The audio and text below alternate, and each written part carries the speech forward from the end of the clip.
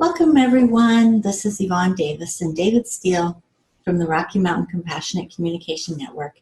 And we're here for Unleash Your Creativity, a combination of NVC and The Artist's Way, based on the book by Julia Cameron, and also based on Nonviolent Communication, which was developed by Marshall Rosenberg, PhD.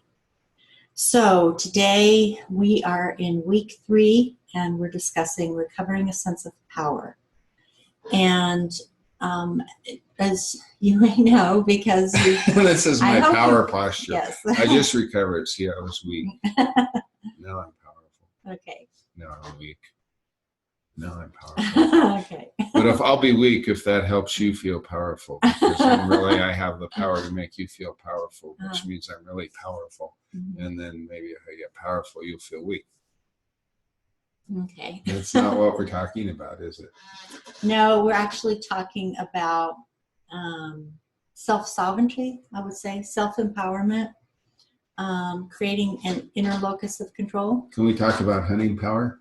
Yes, we can talk about hunting power. Let's talk about hunting power. Okay. Because you never know where you're going to find it. Exactly. And it's always there if you're on the lookout for it. Exactly, yes. So we're going to bring in some teachings of Don Juan Matus as recorded by Carlos Castaneda in his books. And there's one in particular I really like called Journey to Ixtlan, in which he lays out very succinctly the warrior's attitude. So he tells a story in that book that has always captivated me, and so I want to tell that story here. It's a story about a young, poor Indian, and he's so poor and hungry that one day when he's walking through the market and looking at all the food, he's just like ravished with hunger, and it's just making him wild. He can hardly, focus on anything.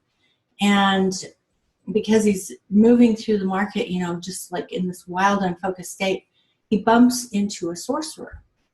And the sorcerer's first thought is, oh, this is interesting. I wonder what this is about.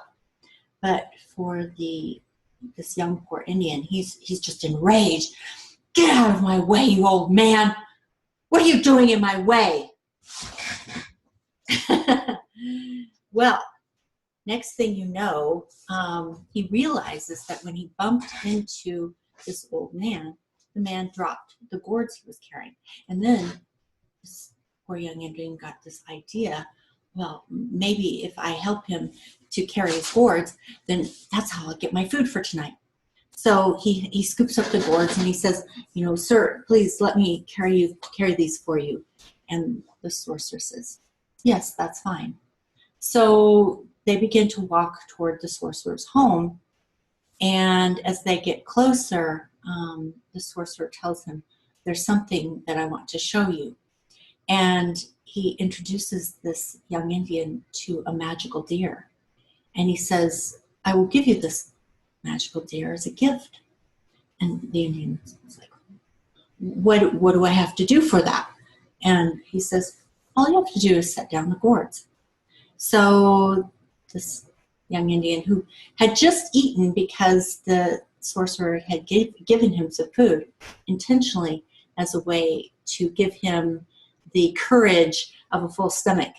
So this Indian's thinking, okay, so, he wants me to just set down these gourds and then he's going to give me this magical deer? There must be something real value in these gourds. And so he says, no, I'm going to keep these gourds for myself. Oh, like this is painful. What is in these gourds? The sorcerer says, phenolian water. He doesn't believe him. No way. No one would trade 2 gourds full of phenolian water for a magical deer. There must be something of great value in here. So he ran off with the gourds. And when he was alone, he opened them up. He looked inside. Do you know what was in there? What was in there? Phenolian water. Oh, he was so angry. He smashed the gourds. And the phenolian water went shattering all over the place. Lost forever. Okay, that was the end of the story. So Castaneda, as a good student, said, what was that story about? And Don Juan told him the meaning of the story, which was that the sorcerer who lived as a warrior understood that nothing happens randomly. So if the spirit brought this poor young Indian into his life, he knew there must be meaning in it. And he opened himself up to whatever that meaning might be. But the poor young Indian, he did not live as a warrior. And he didn't understand that there was power in everything. There was even power in the pinole and water. But he smashed it. He threw that gift away. He threw away that gift of power. And so the lesson in that is to recognize what Don Juan was teaching, is that if we want to live as warriors, first we learn to live in a way that is free, fluid, formless, and flexible. There's nothing harder than living the attitude of a warrior. And by doing so, we release our attachment to outcome. And we realize that all outcomes are equal. There is no good or bad. There is no negative or positive. There actually is even no favorable or unfavorable outcome.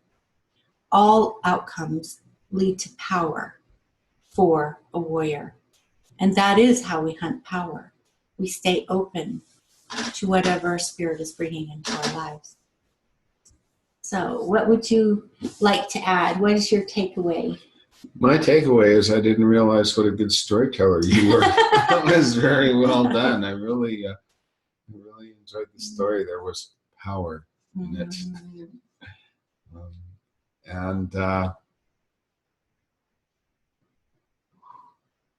We're only in week 3. All outcomes are equal is a pretty advanced lesson. Because I'm guessing most people watch this video have preferences about the outcomes. I'll bet you have preferences about outcome. I do have preferences, yes. Leading a life of a warrior is not easy. And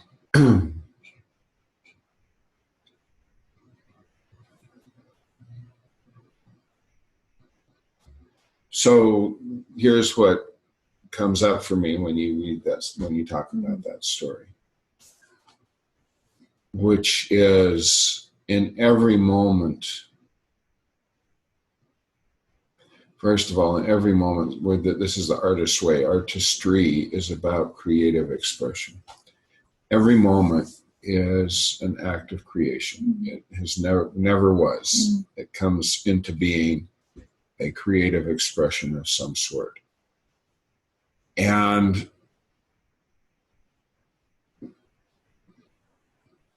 our consciousness, our awareness then interprets what's happening in the given moment. When we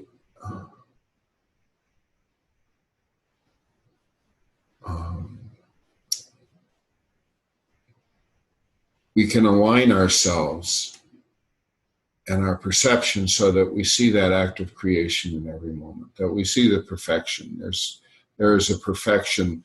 When I say the word perfection, I mean being in the right place at the right time.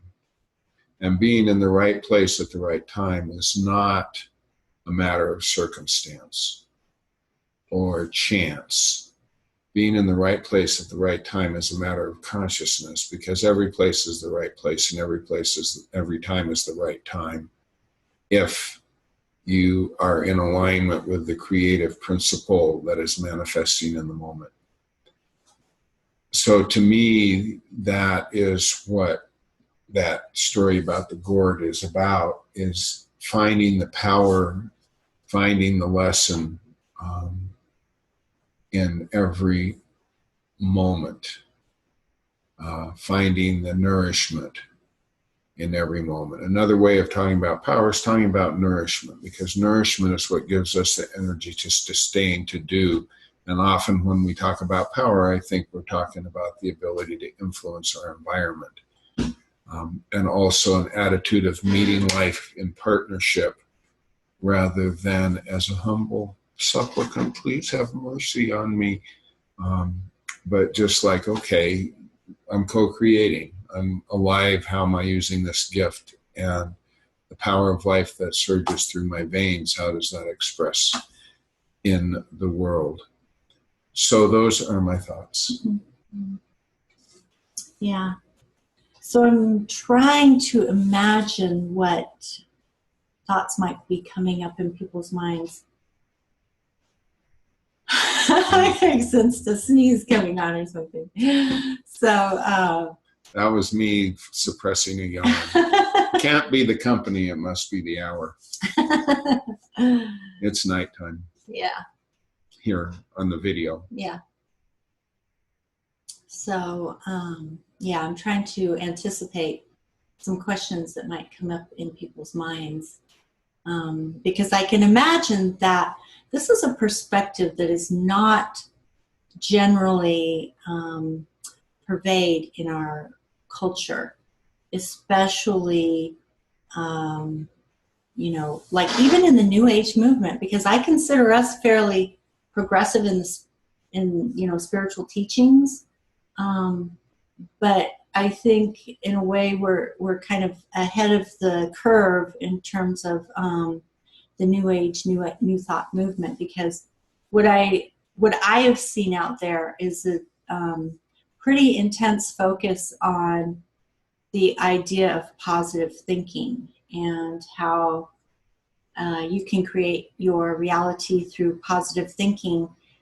And I think it's not that what I would suggest is conscious thinking, you know, like self-aware thinking, such that what we talk about in NVC is creating a gap between stimulus and response, in which that gap that opens up is consciousness itself, is awareness. And what we're hoping to do is expand that. And so what positive thinking does is it creates a dichotomy, a polarity, in which only one side of that can be valued and the other side must be rejected. And what we're suggesting is that actually creates the shadow. And what we're striving for in our practice and in our teachings is integration. So integration occurs through consciousness expansion. So we aren't actually suggesting positive thinking. We're suggesting being fully present with your experience, and understanding the difference between your feelings and the story. And I think because that is such a huge topic, we'll save that for tomorrow. Does that sound like a good plan, David? Well, I want to say something. Okay. Since you brought up the positive thinking. I think some of the inspiration behind positive thinking has roots in the same thing I was talking about. Because thinking is how we describe the world. And if I can look at a situation and see the perfection in it, see the unfolding of life in it, then that's what I'm experiencing. And it's very powerful. And I think that if I put my perception on abundance instead of lack, of this is what I have rather than this is what I don't have, that's very potent. And I think that's what positive thinking originally was talking about. The way it's talked about now is a lot like a power over dynamic, where I have to impose this rosy, everything is wonderful, I am powerful because I think powerful thoughts, sort of veneer. And it's not really about a shift in perception. It's more about trying to force reality to meet a certain criterion, which is constricting. And does that make sense? It makes a lot of sense to me. Yeah. That it reinforces a power over dynamic, and but the problem with that, it must make a good outcome. Yes. This video had better be good. Yes, but the problem with that is that we basically become control freaks, and lose that flexibility. We actually become rigid and brittle, and we lose the free, fluid, flexible, formless way. You just called me a freak. Can't believe that. She just called me a freak.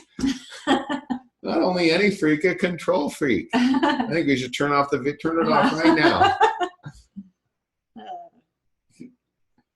Okay, you're right. Life mutates. It's a constant game of improv. And when we're in touch with the life force, then we do become formless because we're tied into essence. Yeah. And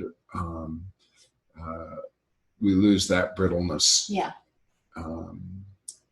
That comes from, it's got to be a certain way. Oh.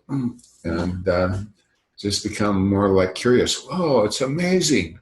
I can't believe that's happening. Holy cow. Yeah. So, okay. Yeah. And so basically we're learning to balance the yang strength, outward warrior energy with the yin flowing receptive energy like water. Right. We're learning to balance the two. Yeah. And so I think we are at a good stopping point for the video. The final thought, I think we're at a good stopping point for the video now that I'm back on camera. The final thought I leave you with that I have to share at least, in terms of talking about the artist way and artistry, this is another way of talking about tapping your muse. That inspiration that draws forth out of you and calls you into larger being and enables you to create something that you didn't even conceive of before you started. And there it is. It's like, wow, I made that. Holy camole. Yeah. Yeah. Like Rick Jarrow in the Ultimate Anti-Career Guide said that our greatest work comes out of our passion and our woundedness, and I think that's so true. So many great works of art come out of a deep grief, anger, passion, heartbreak, woundedness, so we really want to tap that. And one of the things I learned too is that we don't want to get attached to being neurotic either, thinking that that's our creative source. It's more that the human condition is our creative source. And so we don't need to make it rosier than it is, but we also don't need to make it bleaker than it is, but just to be fully present. That's that full presence, letting that energy flow is where, and being present with it is where the creative inspiration comes from. So I think I'm ready to say good night. How about you? But we're all doomed. We're doomed to take another breath and then another breath until we stop breathing. And then it doesn't matter because we're gone. Yeah. So bye-bye. Ring the bell. Okay. All righty. So I know that was a lot today, but we are going to talk more about knowing the difference between recognizing the information of our feelings in the present moment and the story that we often tell ourselves about those feelings. And we're going to learn how to distinguish between the two. So that's what we'll talk about tomorrow. So for tonight, we are going to send you off with a little bit of a promo. So please. If that's not what we talk about tomorrow, it's because life is mutating and endless, and yes. You never know what's going to happen next. Yes, exactly. So anyway, so subscribe and ring the bell for notifications. Please click like and add comments and share, because we're all building a community together. And so we want to get the word out about these incredible ideas, not just the information that David and I have to offer, but people like Julie Cameron, Marshall Rosenberg, Carlos Castaneda, and Rick Jarrow. Yeah, some of my favorite spiritual teachers. All righty, we will see you tomorrow. Good night.